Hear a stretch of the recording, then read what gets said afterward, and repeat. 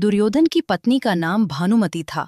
भानुमति के कारण ही यह मुहावरा बना है, कहीं की ईंट कहीं का रोड़ा, भानुमति ने कुनबा जोड़ा।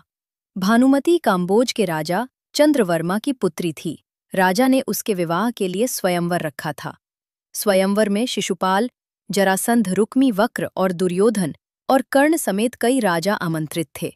मान्यता है कि जब भानुमति हाथ में माला लेकर अपनी दासियों और अंगरक्षकों के साथ दरबार में आईं और एक-एक करके सभी राजाओं के पास से गुजरी, तो दुर्योधन चाहता था कि भानुमति माला उसे पहना दे, लेकिन ऐसा हुआ नहीं।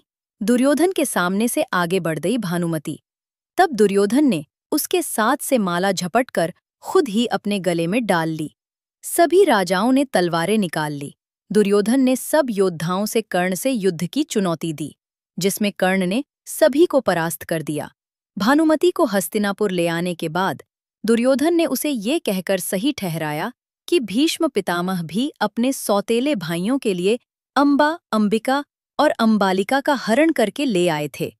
इसी तर्क से भानुमति भी मान गई और दोनों ने विवाह कर लिया। दोनों के 2 संतान हुई। एक पुत्र लक्ष्मण था, जिसे अभिमन्यु ने युद्ध में मारा दिया था, और पुत्री लक्ष्मणा, जिसका विवाह कृष्ण के जामवंती से जन्मे पुत्र सांब से हुआ था। कहते हैं कि भानुमति का कर्ण के साथ अच्छा संबंध हो चला था। दोनों एक दूसरे के साथ मित्र की तरह रहते थे। दोनों की मित्रता प्रसिद्ध थी। कर्ण और दुर्योधन की पत्नी भानुमति एक बार शतरंज खेल रहे थे। इस खेल में कर्ण जीत रहा था। तभी भानुमति ने दुर्योधन को आते देखा और खड़े होने की कोशिश की। दुर्योधन के आने के बारे में कर्ण को पता नहीं था, इसलिए जैसे ही भानुमति ने उठने की कोशिश की, कर्ण ने पकड़कर बिठाना चाहा। भानुमति के बदले उसके मोतियों की माला कर्ण के हाथ में आकर टूट गई। दुर्योधन तब तक कमरे में आ चुका था। दुर्योधन को देखकर भानुमति और कर्ण दोनों डर गए कि दुर्योधन को कहीं कुछ गलत शक न हो जाए। परंतु दुर्योधन को कर्ण पर बहुत विश्वास था। उसने सिर्फ इतना कहा कि मोतियों को उठा ले, और वह जिस उद्देश्य से आया था उस संबंध में कर्ण से चर्चा करने लगा। इस विश्वास के चलते ही कर्ण गलत समझ लिए जाने से बच गए। हालांकि कुछ लोग इस घटना का वर्णन इस तरह करते हैं कि दोनों शतरंज खेल रहे थे। भानुमति हार रही थी तो कर्ण प्रसन्न था।